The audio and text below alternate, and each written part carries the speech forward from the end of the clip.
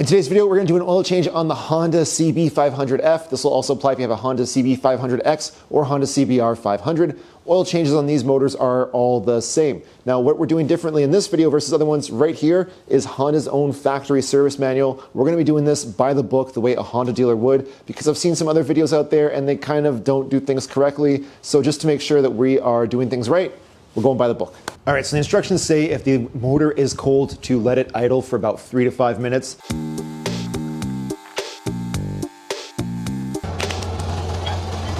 And then turn it off and then just let it sit for 2 minutes. Basically, we want to heat up the oil so it's going to be more viscous. It's going to flow a little bit out of the motor better. Flow better out of the motor. You know what I'm trying to say. It's going to be better. So yeah, I just grabbed a pastry and now I'm waiting for it to cool down. So a couple more pieces of prep work left. Just know that for now, the bike should be on the side stand. That's going to change a little bit later. And Honda Service Manual recommends opening this up first. A, it'll help your oil drain better. And B, it's just good to know it's not seized in there before you take the oil out, so you're not stuck with a bike with no oil. All right, so you should be able to see right here is your drain bolt. And I'm just going to get in there with an extension. It's a 12 mil. There you go. Get in there. Now again, be careful, it might be hot. It shouldn't be though if you let it cool down properly. And that's how you bring it out. And make sure that you don't lose the washer. Technically, you should be replacing it, but it doesn't look too bent. You haven't put too many clicks on, you might be all right. So this is the part number for the oil filter, brand new from Honda.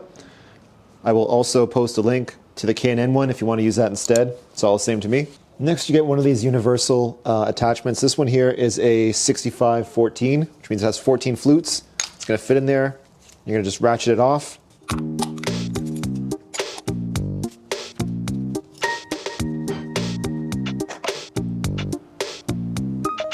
So we may as well check the rest of our instructions, and they say just to let the oil drain out. In the meantime, apply a thin coat of engine oil to the rubber seal of the new oil filter. And this seal right here, this little rubber circle, that's where you're going to oil up.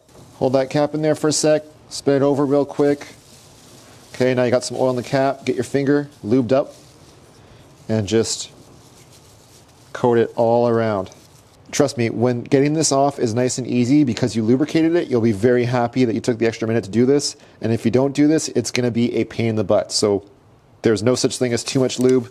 Make sure this whole seal is nice and wet and shiny and oily. All right, and Honda says the next step is to install the new oil filter. And be very careful when you're installing that because you can go too tight and you can damage your motor, and obviously you don't want to do that. So you have two options. One is you can do about hand tight and 1/2 turn is sort of the general agreed upon. Honda in their service manual, they do say to torque it to 20 Newton meters. So if you have something like this and you have a torque wrench, you can twist it right to 20 Newton meters and then you know for sure that you have it perfect. Now, if you're wondering what in the heck is a torque wrench, basically a torque wrench lets you set how tight you're going to twist something, and the wrench will go to that tight and it'll make a click, and then you'll know that's as tight as it needs to be. I think torque wrenches are excellent for first-time wrenchers who want to do it themselves because it lets you guys kind of learn what the right feel for everything is. Once you've wrenched on your bike a few times, you can probably just go by feel. But I'll just demonstrate since we're talking about doing everything proper to Honda specs. So listen carefully.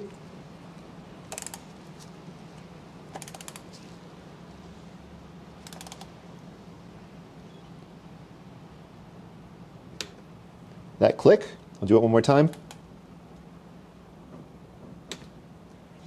That kind of pushback it gave me, that tells me it's at 20 Newton meters. If I keep going, it's going to be too tight. Anything less is going to be too loose. It's perfect now. And when you're done using your torque wrench, always make sure to set it back to 0. And torque wrenches are only like 30 bucks, so I'll link to one and I'll link to this piece. So if you want to do everything how I'm doing it, you'll have all the links to everything you need. All right, the next thing Honda wants us to do is install a new washer and reinstall the drain bolt, and we're going to torque that to 30 Newton meters. And the previous one was 26, so I got to fix that. So we cleaned our drain bolt, we get a new washer, stick it on there, and for now we can just hand thread it in the hole, grab our 12 mil bit, and at this point, to make my life easier, I'm just going to stand the bike upright.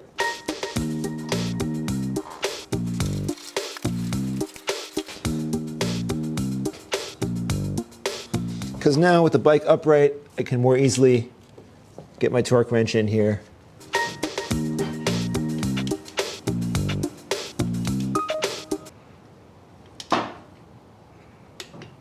Okay, that click tells me we're good. Of course, twist back to 0. All right, and the last thing to do is just put 2.7 liters of the recommended oil in there. In this case, it's Honda's GN4. You can pretty much use any 10W30 or 10W40, to be honest. And just to make my life a little bit easier, I use a funnel. And if you guys notice, the fill window will kind of get filled and then go back down again. Don't worry about that window just yet. So that's 2 bottles, and we're just gonna put 700 milliliters of this 1 liter bottle. Luckily, there's a little indicator on the side so we can see exactly how much you put in. So now it might look in the fill screen like we have a little bit too much oil, but do not worry about that. So this is our min line, this is our max. It might look like we have way over max right now, but as soon as we turn this bike on, you're gonna see that go right down.